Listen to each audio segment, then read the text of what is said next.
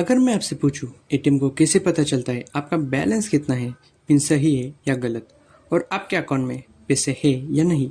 असल में एटीएम के पीछे पूरा सॉफ्टवेयर काम करता है और आज हम जावा का इस्तेमाल करके बिल्कुल वैसा ही एक एटीएम मशीन सिस्टम बनाएंगे। और सबसे अच्छी बात, इस वीडियो में बोरिंग थ्योरी नहीं होगी, हम डायरेक्टली प्रोजेक्ट बनाते हुए जावा सीखेंगे। तो चलिए सबसे पहले फाइनल आउटपुट देखते हैं। देखिए यहाँ यूज़र पिन एंटर करेगा, फिर हमारे पास ऑप्शंस आएंगे, withdraw money, deposit money, check balance और एग्जिट। अगर बैलेंस कम होगा तो एरर आएगा, अगर पिन गलत होगा तो एक्सेस डिनाई हो जाएगा। मतलब आज हम एक प्रॉपर एटीएम सिस्टम बनाएंगे। अब जल्दी से समझते हैं कि हमारा प्रोजेक्ट कैसे काम करेगा। स्टेप 1, यूज़र पिन एंटर करेगा। स्टेप 2, सिस्टम चेक करेगा पिन सही है या नहीं। स्टेप 3, अगर पिन सही हुआ तो एटीएम मेन्यू खुलेगा। स्टेप 4, यूज़र पैसे विड्रॉ या डिपॉजिट कर सकेगा। स्टेप 5, बैलेंस अपडेट होगा। यही लॉजिक असली एटीएम मशीन्स में भी होता है। तो चलिए कोडिंग शुरू करते हैं। सबसे पहले हम एक जावा क्लास बनाएंगे, फिर मेन मेथड बनाएंगे, क्योंकि जावा प्रोग्राम यही से स्टार्ट होता है।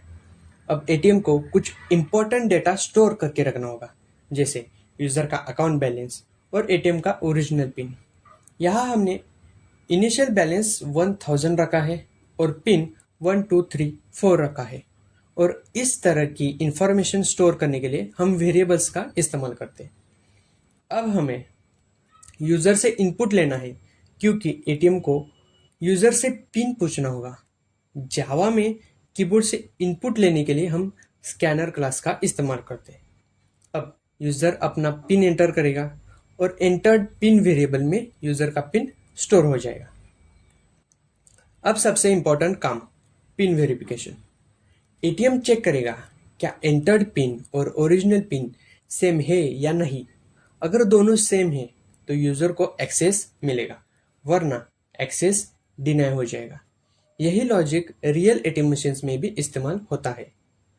अगर पिन सही है तो सबसे पहले हम यूज़र को वेलकम मैसेज। अब यहाँ हमने एक और इंटरेस्टिंग चीज़ ऐड की है, कंटिन्यू चॉइस वेरिएबल, जिसके इनिशियल वैल्यू हमने यस है रखी है। इसका मतलब जब तक यूज़र यस बोलेगा तब तक एटीएम सिस्टम चलता रहेगा। और इसी वजह से हमने व्हाइल लूप का इस्तेमाल किया है। व्हाइल लूप एटीएम मेन्यू को बार बार रन करेगा ताकि यूज़र मल्टीपल ऑपरेशंस परफॉर्म कर सके। अब एटीएम मेन्यू दिखा दें, विड्रॉ, डिपॉजिट, चेक बैलेंस और एग्जिट। अब यूज़र अपना ऑप्शन चॉइस करेगा। अब यूज़र कौन सा ऑप्शन सिलेक्ट करता है उसके हिसाब से अलग अलग काम करता होगा, और इसके लिए स्विच केस सबसे बेस्ट रहता है। अब सबसे पहले विड्रॉ फीचर बने दें। यूज़र विड्रॉ अमाउंट एंटर करेगा, लेकिन यहाँ एक बहुत इंपॉर्टेंट कंडीशन है। अगर यूज़र के पास जितना बैलेंस है उससे ज़्यादा अमाउंट विड्रॉ करने की कोशिश की तो ट्रांजैक्शन अलाउ नहीं होना चाहिए। इसीलिए हम चेक करेंगे क्या विड्रॉल अमाउंट बैलेंस अमाउंट से कम है या बराबर है।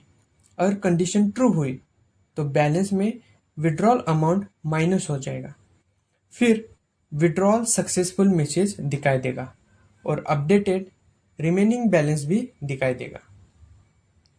लेकिन अगर बैलेंस कम हुआ तो इनसफिशिएंट फंड्स में मैसेज आएगा और ट्रांजैक्शन फेल हो जाएगा। यही लॉजिक रियल बैंकिंग सॉफ्टवेयर में इस्तेमाल होता है। अब डिपॉजिट फीचर बनाते हैं। यहाँ यूज़र पैसे डिपॉजिट करेगा और डिपॉजिट अमाउंट बैलेंस में ऐड हो जाएगी। फिर डिपॉजिट सक्सेसफुल मैसेज दिखाई देगा और अपडेटेड बैलेंस प्रिंट होगा। अब चेक बैलेंस फीचर, यहाँ करंट बैलेंस दिखाएगा, मतलब अकाउंट में अभी कितने पैसे अवेलेबल है। अब एग्जिट ऑप्शन, अगर यूज़र ऑप्शन 4 सिलेक्ट करता है तो एटीएम सेफली क्लोज हो जाएगा। और thank you for using the ATM machine message दिखाई देगा। लेकिन अगर यूज़र कोई गलत ऑप्शन डालता है जैसे 7 या 10 तो इनवैलिड ऑप्शन मैसेज दिखाई देगा। अब हर ऑपरेशन के बाद हम यूज़र से पूछ रहे हैं, do you want to continue?